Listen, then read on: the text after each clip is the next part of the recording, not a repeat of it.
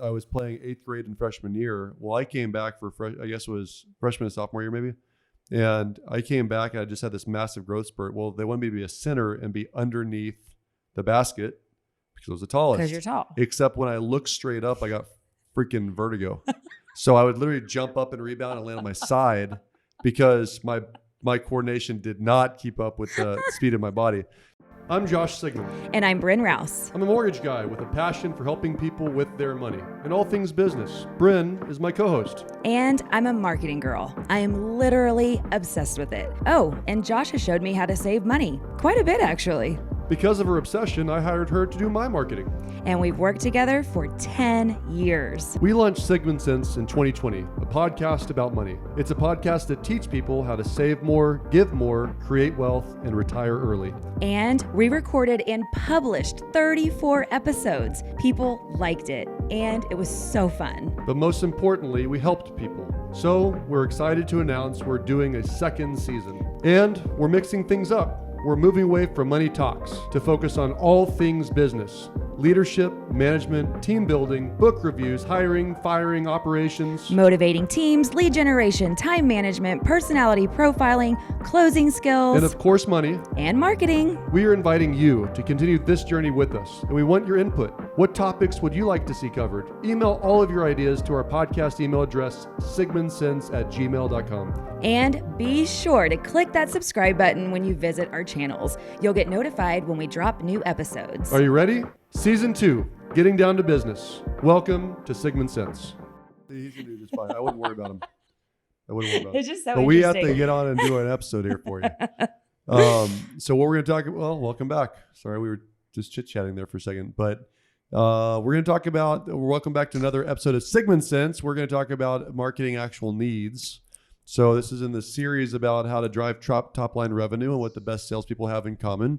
And one of the things, if you tuned into let's say this a different way. If you did not tune into last episode, I'd recommend you go back and then the one before that, and the one before that. Yeah, because we're on like we're on a roll with these sales topics. That's right. But episode 4 of this series, anyways, was about active listening, and we were talking after we're wearing the same shirts. If you can't tell, we were talking about that series as soon as we turned off the cameras. And one thing that we need to make sure we dovetail to make sure we continue this thought process into what's required to be able to target market the actual needs is by asking all those questions, using those tactics, doing 1, 10, and 100 level conversations.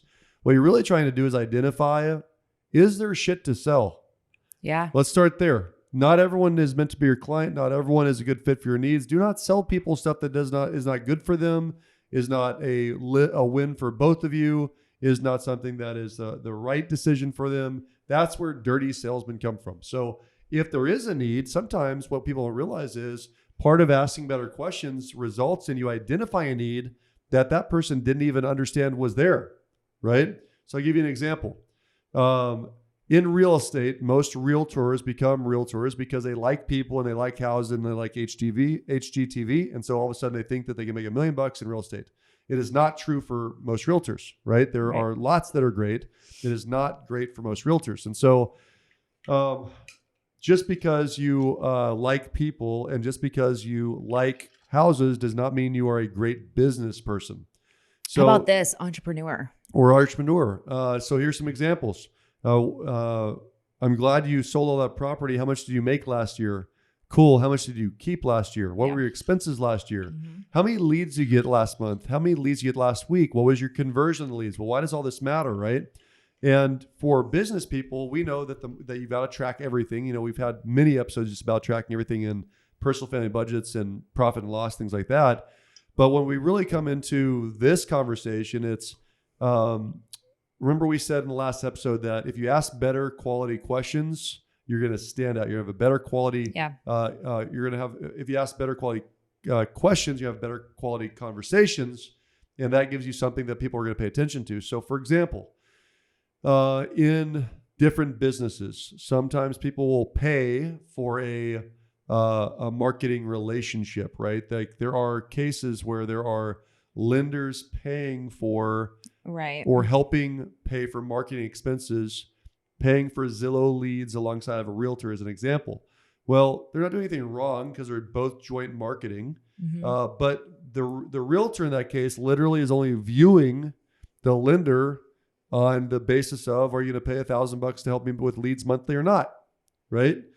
And my point is well, is that really what you need help with? How many leads a month do you actually generate? How do you like paying for buying leads on the internet? What's your conversion ratio on those leads that you got from the internet? What's your conversion ratio on just your personal friends? We're talking about a 90% conversion versus a 1% conversion or a 5% conversion. So do you want to mess with 100 people that 5 of them maybe go walk through the door with you? Or do you want to mess with 3 and 2 of them walk through the door with you? Like that seems like a smarter business or referral-based business. Yeah. And so sometimes those light bulbs don't go off because they don't know what to say, who to call, how to market, all those things, right? But we're asking better questions. Or just never learned it because they've never been taught it. And that goes back to why through these questions, what you're going to uncover allows you to sell on the spot or market down the road. And it allows you to make sure that you're marking the actual needs. So let me finish this example because then you can jump in and explain like, now how would you market that, right? Mm-hmm. So you and I know it's not about getting more leads. You want to convert more of the leads you've got. For most salespeople, that's the truth. It is not about getting more leads because more leads result in more staff. First step is getting more leads, which is the whole point of this whole series, right? Right. Like, fill the funnel. Yeah, get lots of leads. When then you have more leads than you can handle, then you can say no to people easier. You can tell people like the truth, like you're not a great fit for our product. You don't tolerate bullshit from people that don't appreciate you in your relationship. There's a lot of great things from having too many leads, but then when you dial down to, are we a good fit? Enough so that I'm going to market you in the future. I think a classic example is just conversion. Mm-hmm. So here's a realtor who's brand new that thinks that the reason why a lender should work with me is because they're going to pay me $1,000 a month to help me out with my marketing expenses. Mm-hmm. And I would come in and say, well, really my job is to help you earn more money. If I can't help you earn at least $1,000 a month, you should fire me anyways. Let me help you with your conversion. How many referrals did you get last month? You have 5. Okay, well, if I could teach you how to get 15 referrals, and you didn't have to pay for any of them. Mm-hmm. And instead of converting 5%, you could help you convert 33% of those referrals. That means you're closing 5 deals a month with 15 referrals instead of closing 5 deals a month on 100 referrals. And you're paying for these and you're not paying for these. Right. So you're going to make more money per transaction. That makes you almost 3 times the money. If you work with me, would that be worth us working together? But they don't know that conversion is the most important thing. Right. They don't know. Absolutely. They are not taught to measure the key indicating performers. What are they? The KPIs. Yeah. Key performance indicators, right? Yeah. And conversion is absolutely one of them. I see this time and time again. It's the goal is based around a volume number or a unit number, no matter what industry you're in. This is how many units I need to sell, or this is the amount of either revenue or the amount of volume I need to bring in. Yep. Units, yep. And which means I need to do this much a month, and that's where it stops. Yep. But if we don't know what makes up the monthly number and what it takes, how many people do we have to talk to actually get that number per month? That is the missing indicator. Or just like, how can I hit that same number doing half the work? Which is such a win. Or what if I did the same amount of work, but got double the results? Absolutely. Yes. But this all goes back to the idea is that now that you've uncovered something that's sellable, right? That you could actually help them with, because they don't even know, like their current, referring partner they just think I'm just going to send a check and that's all I got to do. Then now you've uncovered something that is marketable. Mm-hmm. And so this is a key thing, because a lot of people try to cram down their value proposition, which is not applicable to the person that they're talking to. And I'll just give you a quick example. And then I'd like to hear how you might market this, right? So this is a generic statement, but this is an example of what any lender might perceive to be the value for a client is. Mm-hmm. versus what any lender should believe that their value to a referring partner is, a realtor, right? So national stats say that, so this is not my opinion, clients do care about separative communication. They care about closing on time, being proactively communicated with, and not being bait and switch, that the numbers match reality at closing, right? Right. So if I understand that, then the way I should market these clients would be to let them know, don't do those things in all different ways that, hey, I'm going to close on time, I close Yeah. accurately, and I communicate, right? And what's in it for them, like why these things are important, because they might Right. not understand. On the flip side, a realtor expects me to close on time, or they just won't refer me. They Yeah. expect me to return calls, or they just won't refer me. So those are basic expectations, but That's that's the not job. why That's the the job. That's not why they would use us. You're right. But if my number one proposition to a realtor is I help you make more money, the way I'm helping you make more money is by increasing your conversion ratio, by coaching you, and by referring you people every year. Now that's going to speak to a realtor. Or by the way that I've chosen to set up my team. Process, yeah. My so like process is consistency, good right? for you. Increase your conversion. That goes back to increasing the conversion, right? So, but if I said to a client, hey, you should use me. I help agents make more money. I help increase the conversion ratio, and I coach my agents. That's a miss on marketing. But I'm trying to be as explicit as possible Yeah. of you target market the actual needs. The actual. So this goes back to we got to glad market you to clarified. people individually. Yeah. And the same thing to an agent. I got to go back and make sure that I'm clear about what they need and market that. So No, I think that's important because a lot of times you'll hear, what's your unique value proposition? And I don't feel like it ever is talked about that you can have 2 or 3 value propositions depending on who you're selling to or who the client is. So I love that you brought that up. What was your question? Well, then, so how would I, you're a specialist in marketing, right? So when it comes to how I might prove my promises or how I might measure my promises to a client of closing on time, closing accurately, and communicating, right? So we talk about Tuesday updates. Proactively, we talk about 30-day closings, docs tile 3 days in advance. We talked about hitting the numbers or just paying the difference, right? So if I know that these are things that a client expects, wants, and would appreciate, at what points in the conversation along the way should I be interjecting that, and how should I interject that?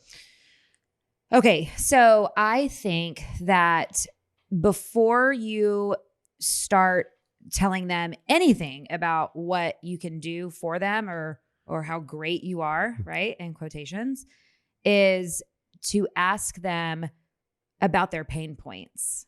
What's most important to you? Yeah. Because I think it's really safe to assume that if they are sitting there with you, that there's a reason they're sitting there with you. And that's important to understand. And one of my favorite questions is, tell me what you were hoping to get out of this conversation. Love that. And I love even more to ask that when they finish telling me how wonderful their existing vendor is or their lender is.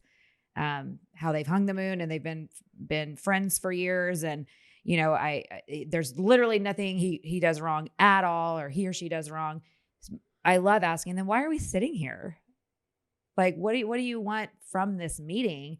The most common answer you will hear is, well, I never shy away from an opportunity, which there's definitely truth to that. But going back to listening what's not being said, hear me clearly, they would not be sitting there if their interest wasn't piqued for some reason. So the job is to find out what that reason is.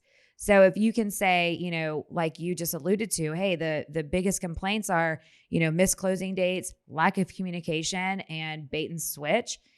How do you feel about those? Have you had any experience with those? How did it end? How'd the relationship end? Oh, I love this. What did this do? What did this do for the overall experience? What you're doing is you're making it be painful. You're making them feel the pain. Remember the pain. Like, let's relive this horrible moment together. Which sounds mean, but in reality, everybody deserves better, right? Like nobody deserves to work with shitty vendors, and they deserve to work with somebody who's great and that's going to represent them really well. So, but sometimes we're blinded. So you have to help point out that there's things that you have come to expect as okay and normal, and you deserve better. And so if if one of those three things that I bring up, well, this, we constantly are missing closing dates, or they're constantly being pushed back at the last minute. After they tell me like how that feels, the opportunity there is not to go in and say how we're better. It's to go to the next thing, like continue asking. Okay, so tell me about, what about communication? Like what kind of communication issues have you had, and what has that caused for your sanity and your home life and your client's home life? So it's super hard, especially when you first start meeting with clients in a sales position, to not rapid fire the solution to every single thing that they say. Well, I hate when my lender doesn't call me. Oh, we call every Tuesday. Well, I hate when my numbers aren't right. Oh, we guarantee ours, right? Like that's what that conversation sounds like. And it's hard to stray away from that. But you have to maintain control and continue digging deeper. And then when there's literally nothing left and you've exhausted everything and you have all the problems on the table, and now they're like, why do I work with this person? Like, what's wrong with me? Then it's your time to say, here's what we do differently.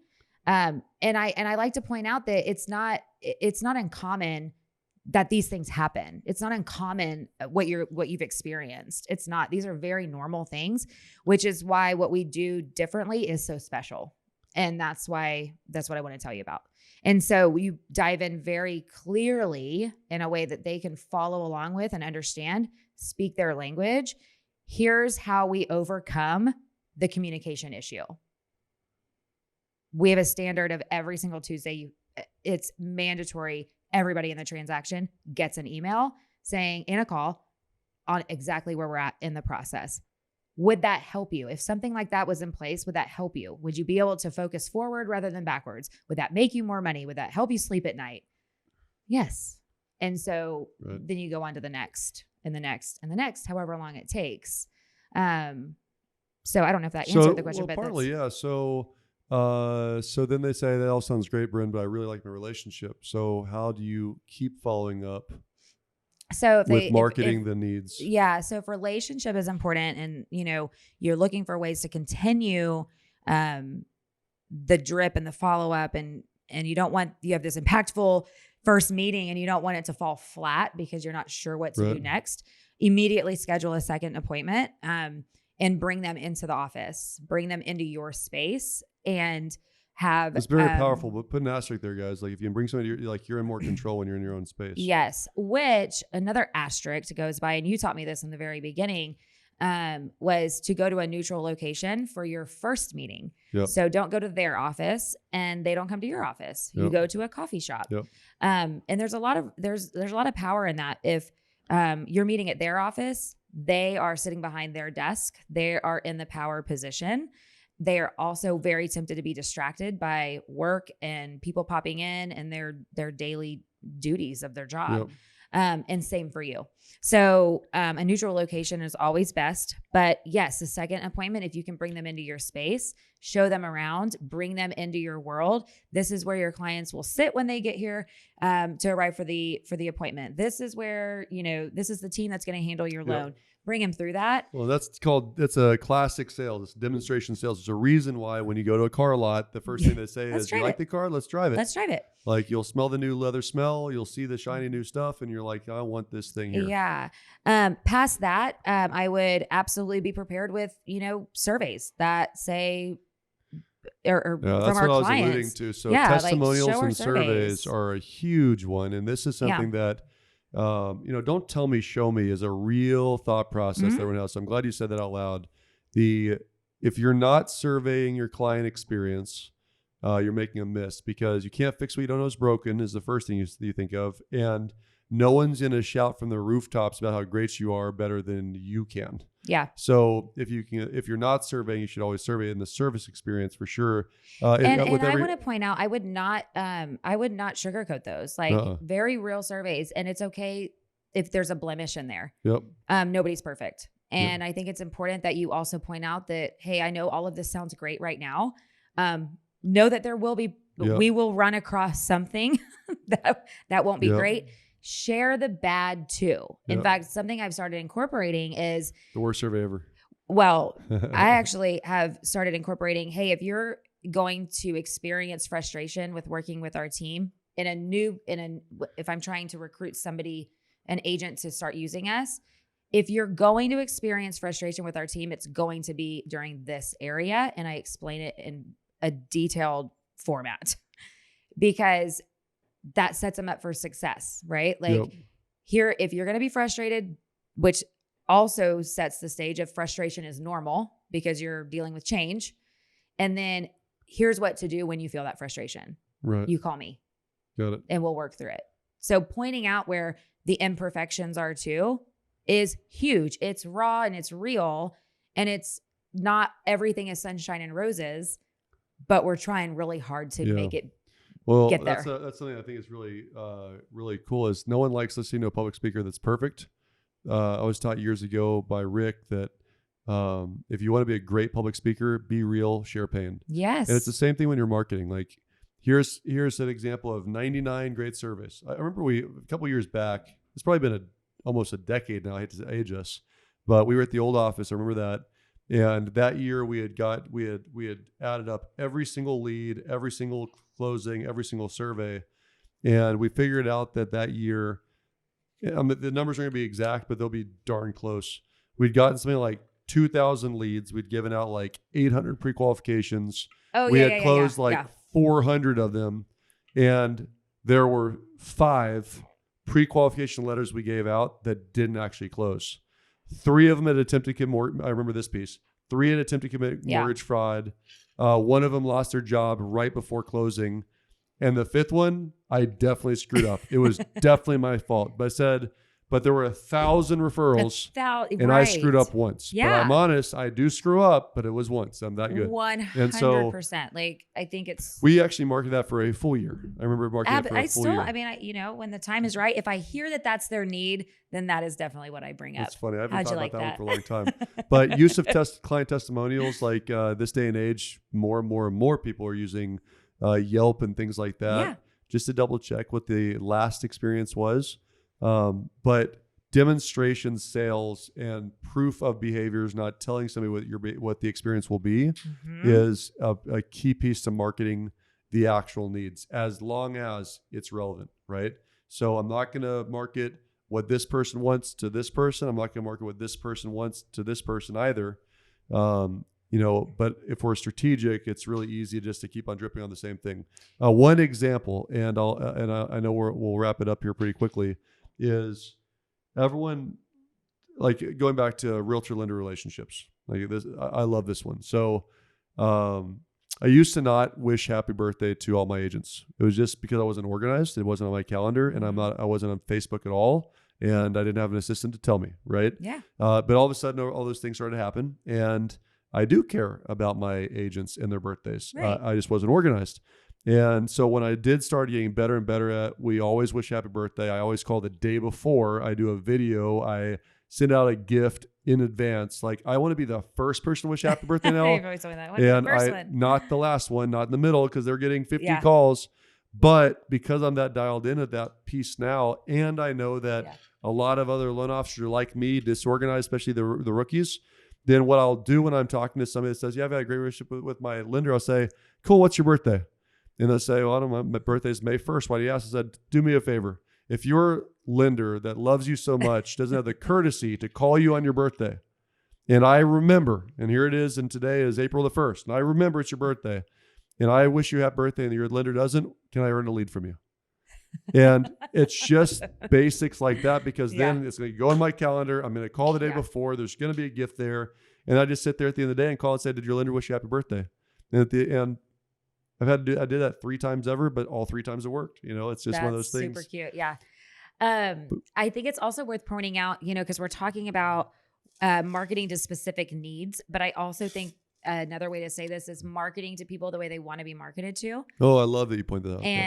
And which is why, our marketing campaigns, however you want to say it, our marketing calendar is developed around a lot of different things that cater to different people. Yep. So we have an educational piece that is for the people that really want to, that are they're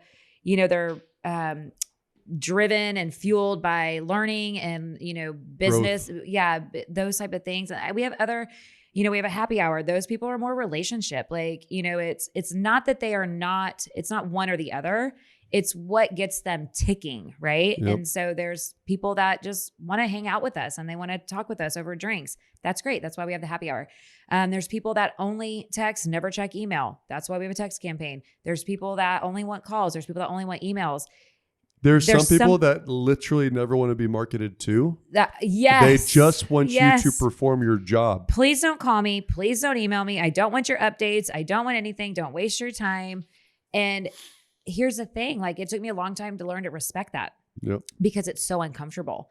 Because as a marketing rep, as a salesperson, we're taught to follow up. And that is an outlier, right? Like, how do you handle the person that doesn't want to be marketed to? Right? Like, that's really hard. And it's hard to respect. And so, finding the boundaries there, it's important to not get into a trap of letting them fall away, which can happen. So once a quarter follow-up, whatever, slight subtle touches, a birthday gift, a birthday card, something like that is great for those people. But respecting what people want is huge. But it's also why your marketing calendar has to be layered with different elements, things. Yeah. And this goes to, so we still do even hard copy, right? We'll do, and we break that down. So let me give you an example. Yeah. So we have a mail out once a month, but we alternate the right brain versus left brain. We do a letter of the heart, which is kind of like this is what's going on in my family. Here's pictures of my kids and which my wife would love and read and Facebook friend you if you sent that to us, and I would throw it in the trash. And the next month I'm throwing or sending out a mail out about a evidence of success. Here's what we did. This client was denied. They were trying to buy their perfect lake house. Here's how we fixed it. If you know somebody like that that's looking to buy a lake house, please contact us. And I would read that, and my wife would throw it in the trash. And then we're sending out video emails.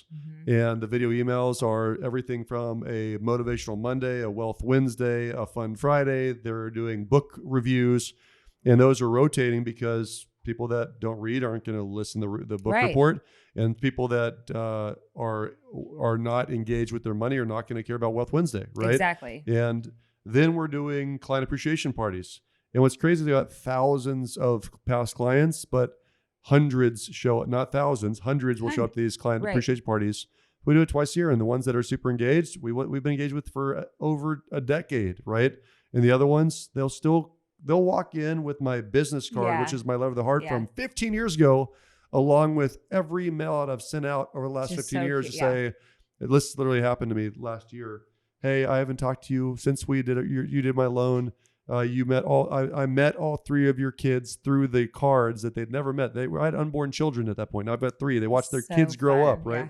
So you do that stuff. You do technology touches. You can do CRM stuff with drip emails. You can do text message, text magic. You can do phone calls. There's actually new technology that you can leave messages that sound personalized from you with dialing one phone number to 10,000 people, right? Slide out, so baby. the whole idea here, guys, is this is a creative piece. Yeah. That's why I had to hire Bryn. So maybe you suck at being creative. But the key here is you've got to, through your active listening, decide what the client's actual needs are, what's relevant to them, what's interesting. And now you market to them in a way that is meaningful and interesting and engaging to them. Totally. And so it's the best salespeople, and this is the whole purpose of this, the best salespeople understand that it's not a one size fits all. It's really not. It is. It's something that is morphing and changing, and there's always something new. But when you nail this one, your conversion ratios go through the roof. It goes through the roof. And one thing I always end with at appointments is I set the expectation of what they can expect from a marketing perspective. Yep. And I walk through the different elements. Oh, we do that after closings too. That's true. That we do. Yep. Yes. So, I always say, like, here's what you can expect. Like, these are the things we do. Come to what you want, dismiss what you don't want. Yeah. And then I will always touch in with a phone call, and so that way they have a good idea of, hey, I'm not pressuring you to respond or come to every class or every happy hour or whatever. It's designed for you to pick and choose what you want. And so I think that expectation kind of gives them the idea of like, okay, here's, I can be comfortable with deleting the email that I get, right? Yeah. But subtly, and it's important that marketing people understand that every time they see your name is a win. So don't eliminate people. Well, they said they said they have so many emails every day that they can't check them. So I don't want to put them on the email list. No, they still go on there because you want them to see your name. That's all they need to see. Right. So don't ever eliminate people. Just make sure that your calendar and your marketing efforts are multi-layered.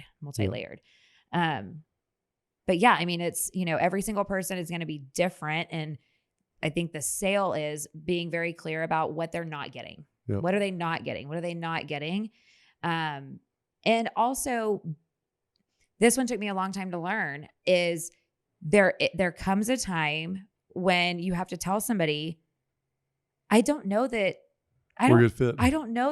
you need to change vendors, or I don't know that I am the person for you. Yep. That is super hard. And in fact, I had a conversation with someone probably 2 months ago that I'm like, man, I actually feel really bad if I were to steal your business away from this dude. He sounds like a really stand-up guy. There's nothing wrong. He's performing well. You're happy. Like, how are we here? How do we get here? Yep. How do we get here? You know? But I'll be here if he ever dies. But I will retires. be here. Yep. And in that moment, I had to tell him, I want you to know that what I'm asking of you, because let's not mistake this for me not closing. I'm still going to close. Don't be mistaken. I still closed him. But I said, I want you to understand that I know what I'm asking of you is hard. Like, you've been in a rhythm referring this guy. You hear lender, you say Bob, lender, Bob, lender, Bob. And I'm asking you to change that rhythm. And I know that that's very hard. And I know that it's going to be uncomfortable and not feel great at times.